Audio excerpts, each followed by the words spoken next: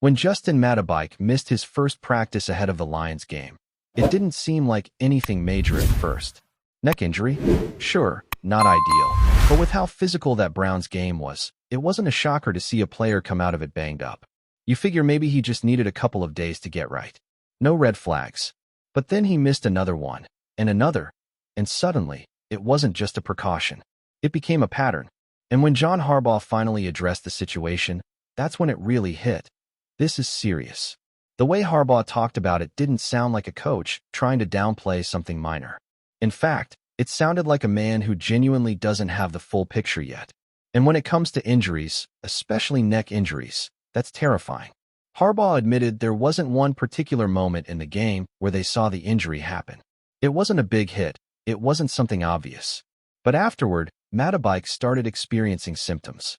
And that's when the red flags started popping up. Now the team is doing more tests, still trying to get to the bottom of what exactly is going on. And just hearing Harbaugh say, they're still looking at it, was enough to know this isn't something you just brush off. This is one of those situations where you hold your breath and hope for the best. Because let's be real, Justin Matabike is one of the guys the Ravens absolutely cannot afford to lose long-term. He's become a cornerstone of that defensive front. Not just a good player, an essential one. The kind of guy who disrupts everything for opposing offenses. So when Harbaugh was asked whether this could be an injured reserve situation, and he said, I can't really comment on it right now. I don't know enough to say.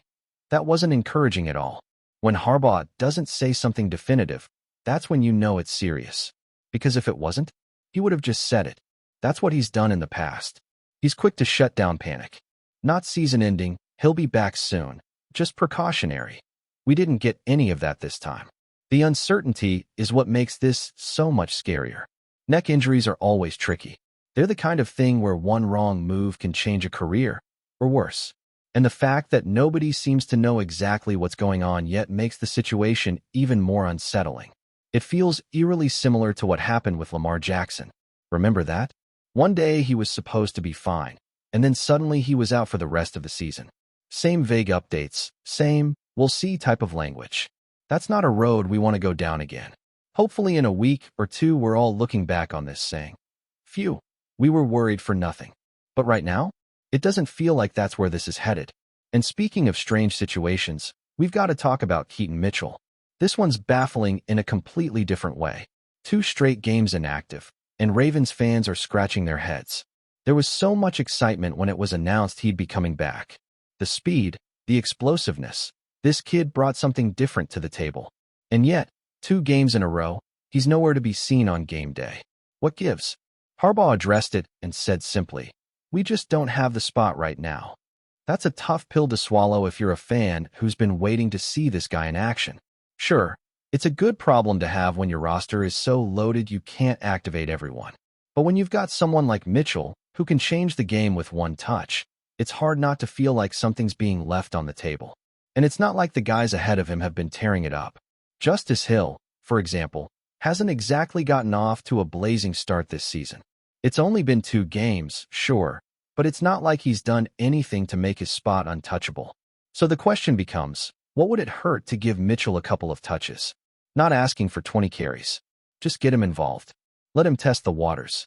Show us that burst we've all been waiting to see again.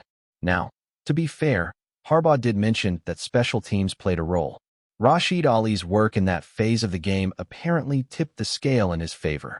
And that makes sense. Coaches love guys who can contribute in multiple areas. But still, Mitchell isn't just a depth piece. He's a weapon. And when you've got a weapon, you use it. Then again, and this is where the argument gets complicated, the Ravens' offense has been putting up huge numbers without him. 41 points last week. 40 the week before. No Keaton Mitchell. No Isaiah Likely. No Pat Rickard. Offensive line struggling. Still, the points came. So from a coaching perspective, it's easy to justify keeping things as they are. If it ain't broke, don't fix it, right? But here's the thing. Just because the offense is scoring doesn't mean there isn't room for improvement. Mitchell adds another dimension. He gives you options, matchups, creativity. He's the kind of player that can tilt the field. So while it's great that the Ravens are scoring in bunches, why not give yourself even more firepower? It's one of those situations where both sides have a point. Fans want to see Mitchell on the field, and who can blame them? But the coaching staff is rolling with what's working, at least for now. So we'll have to wait and see how this plays out. Maybe he gets his shot soon. Maybe not. But one thing's for sure, the fans aren't going to stop asking about it until they do. And while all of this is happening, Matabike's injury, Mitchell's status, we've still got a huge game tonight. Ravens versus Lions under the lights on Monday Night Football. A real test. One of those games that feels bigger than just week 3. Because the Lions are for real. They've got talent, they've got swagger, and they're coming to Baltimore ready to prove something. And for the Ravens? This is a chance to make a statement. Beat a good team, do it in prime time, and keep the momentum rolling. Now, when we talk about making a statement, this is exactly the kind of game where the Ravens need to come out swinging. And not just on one side of the ball, but in all phases. Too often, we've seen this team start off slow, looking flat in the first quarter, then scrambling to catch up or depending on the defense to bail them out. But against a team like the Lions, you can't afford to play that way. Detroit is disciplined, physical, and they don't wait around for anyone. If you give them a window, they'll bust it wide open. This can't be one of those games where the Ravens wait until the second half to wake up. You have to punch first. And that's what makes the injury updates even more frustrating. You've got Matabike out with this uncertain neck issue, Keaton Mitchell not being used, and then the offensive line still showing cracks. Look, Lamar Jackson has been balling out, but he's also been running for his life at times. And while he makes magic happen, that's not a long-term solution. You can't build a championship team on broken plays and last-second heroics. It works sometimes, but it's not sustainable. The line has to be better, period. And what makes it hard is knowing that the Ravens have pieces. They've got Ronnie Stanley, and he's held up pretty well so far. But everywhere else, it's been shaky. And the frustrating part is that even with all the struggles, they've still put up big points. That tells you how talented this group is. But imagine what they could be if the protection gave Lamar just a little more time. Now, some fans are already talking about trades, asking if Eric DeCosta is going to make a move before the deadline to bring in a veteran guard or even shuffle things up internally when guys get healthy. Emory Jones is a name that's come up a lot. He's still working his way back, but there's some hope that once he's ready, maybe he gets a shot. But let's be honest, he's a rookie. And even if he's promising, you don't throw a rookie into a starting guard spot mid-season unless you absolutely have to. You don't gamble with your franchise quarterback's protection unless you're out of options. So unless something changes drastically, the Ravens might just ride with what they have. But that's risky, especially when you look around the league and see what happened to Joe Burrow. The guy's a warrior, but all those hits finally caught up to him.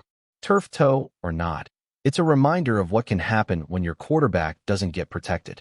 And with Lamar, it's even more critical because of how much he moves. He's not just standing in the pocket. He's running, cutting, reacting. You mess up his footwork, his rhythm, and that affects everything. And if you lose him, it's a wrap. So the front office has some decisions to make. And if they don't want to make a move, then the coaching staff has to find ways to scheme around the line's weaknesses. Todd Monken's offense has been effective, no doubt, but there are still moments where the protection breaks down and it nearly costs the team. You can't let that be the story of the season. And while we're on the subject of the future, fans have already started thinking ahead to the draft. It's early, of course, but with the uncertainty surrounding Matabike's injury and other key contracts coming up, it's not crazy to look at the defensive line as a top priority next year. Interior D-line, edge rushers, those could easily be the focus. Because even if you bring Matabike back, you're still going to need depth. And if he's not the same after this neck issue, or worse, if this becomes a long-term concern, you need to have that insurance ready. You don't want to wait until it's too late. And it's not just Matabike. Look at the edge. Odafe Owa, David Ohabo, both have dealt with injuries. Kyle Van Noy has been serviceable, but he's not a long-term answer. Mike McDonald's system relies on pressure and discipline up front. You need those bodies. So again, the defensive front has to be a priority in the draft or even in free agency. You can't go into next season with this many question marks in the trenches. Now, let's pivot back to this game against the Lions. This one matters a lot, not just because it's on national television, but because this is the kind of team that gives you a Real measuring stick. Detroit plays with grit. Dan Campbell's guys don't quit. They're not flashy, but they're tough, and they're playing with confidence. So for Baltimore, it's about showing that they can dominate a complete team, not just beat up on weaker opponents. not squeak out wins by a field goal, but control the game from start to finish. That's the level the Ravens need to be at if they're serious about contending this year. And let's not forget what's coming next week. Kansas City. That's a whole different beast. The Chiefs have been a thorn in Baltimore's side for years. Whether it's Mahomes making impossible throws or the Ravens just not being able to close it out, it's been one of those matchups where Baltimore always seems to come up short. So before you even get to that game, you want to enter it with momentum. You want to go into Arrowhead or welcome them into your stadium with confidence, not questions. That starts tonight. So, yeah, there's a lot going on right now with this team. Injuries, roster decisions, the offensive line, and big-time opponents on the schedule. But through it all, this is still a team with sky-high potential. Lamar's playing at an elite level. The defense, when healthy, is nasty. The coaching staff, despite a few questionable calls, has this group humming. But now it's about sustaining it. It's about proving that this team can stay locked in through adversity, that they can adjust on the fly, deal with the unknown, and still come out swinging.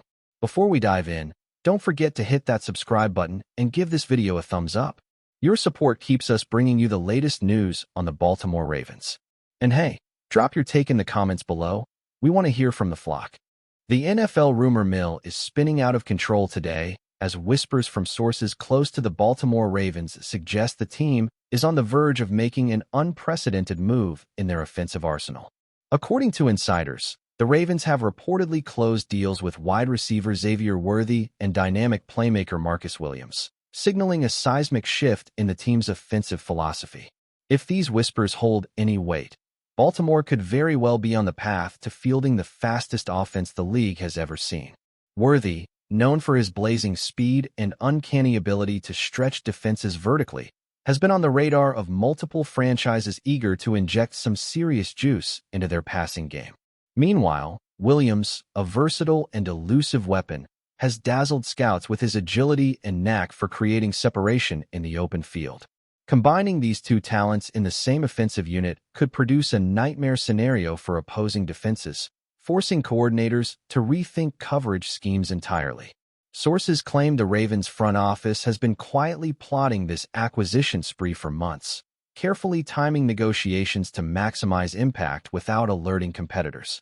While no official announcement has been made, the speculation alone has ignited chatter across locker rooms and social media platforms, with analysts debating whether Baltimore's speed-centric approach could redefine offensive strategy in today's pass-heavy NFL. Fans are already buzzing at the prospect of seeing Worthy and Williams on the same field, imagining deep bombs and sideline-to-sideline explosions that could make the Ravens' attack nearly unstoppable. Critics, however, caution that speed alone doesn't guarantee success, pointing to the need for chemistry, quarterback precision, and a supporting cast capable of handling such high-octane playmaking.